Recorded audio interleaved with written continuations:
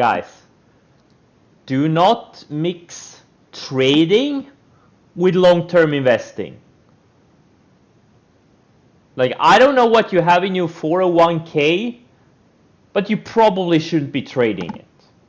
Just a pro tip.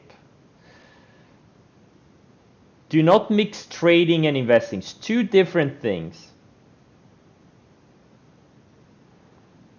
And if you have less than a 10, 20-year time frame in your investing, you're probably nuts anyways. Do not mix them, okay? It's two very different things. Two very, very different things.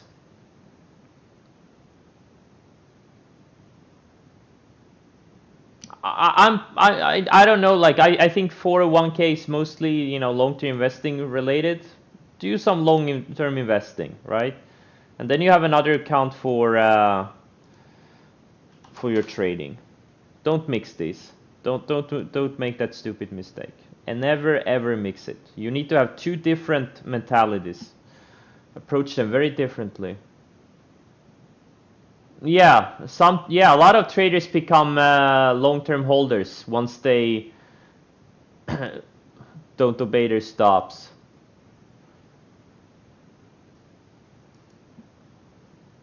Yeah, well, you're up 115% because it's been a super easy year. But are you gonna handle a drawdown? How are you gonna handle a multi-year bear market? That's the question. You know, losses compound. You can compound wins much faster in trading than in investment. You know, you can also compound losses.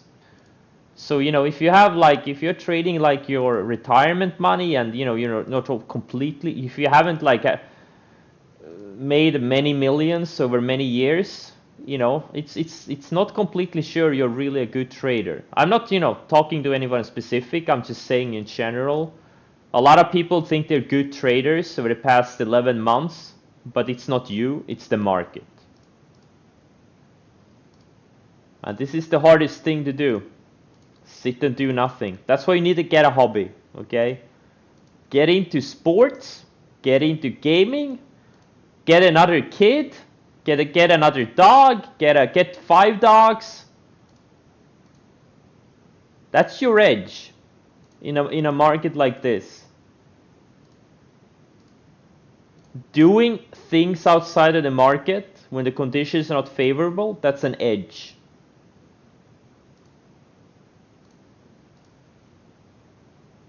To invest money outside like retail rental properties, no.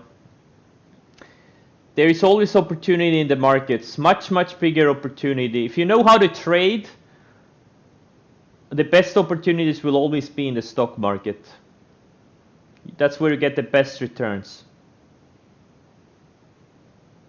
There's always opportunity. Even in bear markets, there's opportunities if you know how to trade and how to manage risk. Now the thing is, like, when I used to be a shorter term trader, I would probably all over a potential bounce today, but even if it bounced today, like we gap and then reclaim the gap and maybe even go green on the day, I wouldn't trust it like to be more than a 1 or 2 day affair. Like I'm looking for a bigger opportunities where I can sit in stuff for weeks. So it would be great if it keeps selling off today and maybe, you know, get a bigger flush and then bounce. That is something I would have some conviction in. So I don't think I'm gonna do a lot of things today.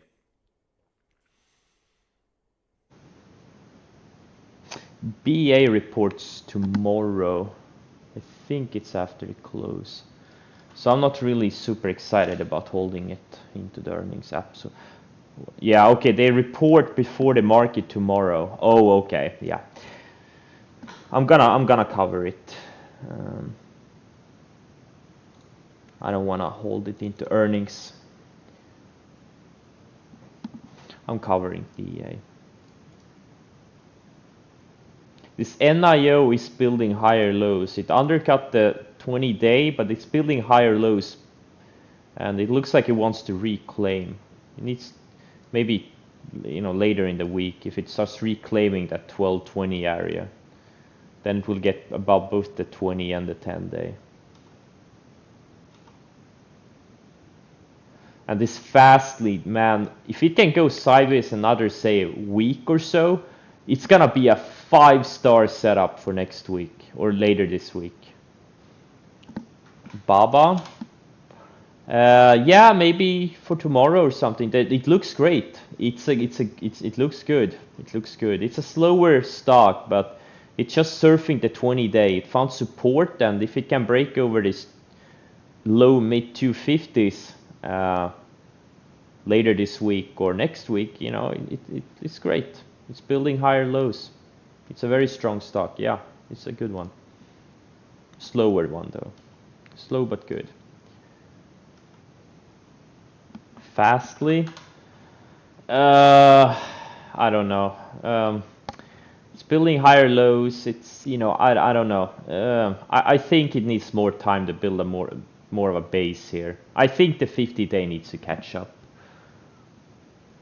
PDD. No, PDD is not a long setup here. It was a long setup on this day if you're a dip buyer when it bounced off the 50-day. It needs to go sideways a bit more and break this trend line here. There's no setup here.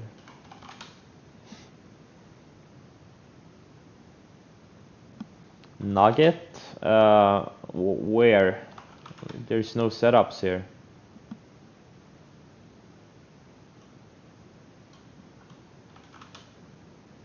UAL, it's actually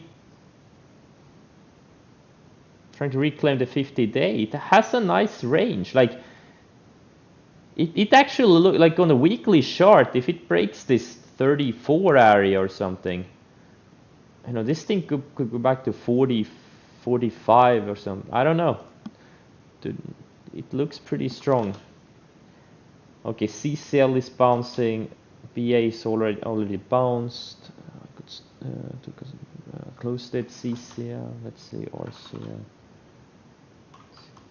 I don't know. They're just not breaking down.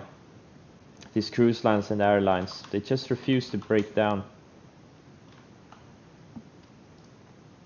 Gotta wait some more for them to build bases. But yeah, UAL looks intriguing. Does look intriguing. Yeah, PII looks interesting. Very good chart. Slower type of stock, but opening range highs was the entry. It was very choppy intraday though, but it looks decent. NIO looks decent.